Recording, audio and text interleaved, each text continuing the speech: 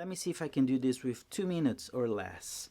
The problem with learning licks. Minor pentatonic, everybody knows, starting A. That's the shape, right? When people are learning guitar, learning improvisation, that's the first scale usually they will learn.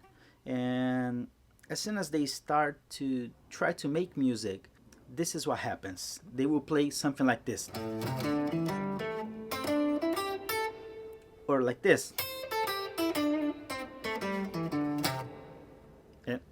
Right? And you will run out of ideas if you just spelling the scale. So we learn licks. What's the problem with that? The problem is you don't need to think about what you're playing. You just memorize something. I will give an example here. Like that's one lick, right? Very common.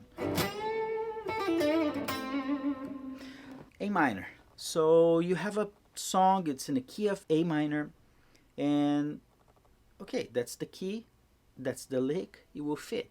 And then you play that over like a G chord, right? And it doesn't work. And you wonder why it doesn't work if I'm playing notes within the key, and why it doesn't sound right. An example of this lick, you're starting with an A note, right?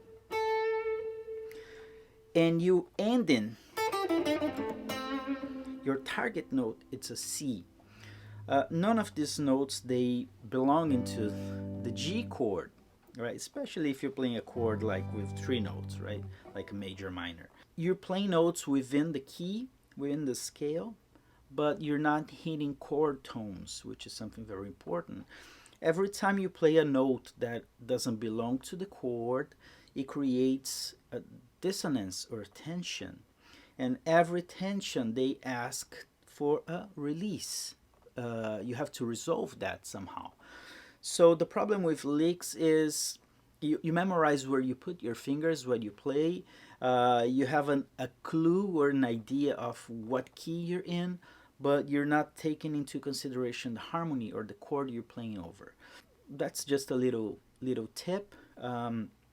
It helps if you play your phrase, if you have like a loop pedal, instead of playing chords and trying to improvise over those chords, do the opposite. Record a loop playing your lick. Repeat that loop and try to find chords that lick will fit, will sound good.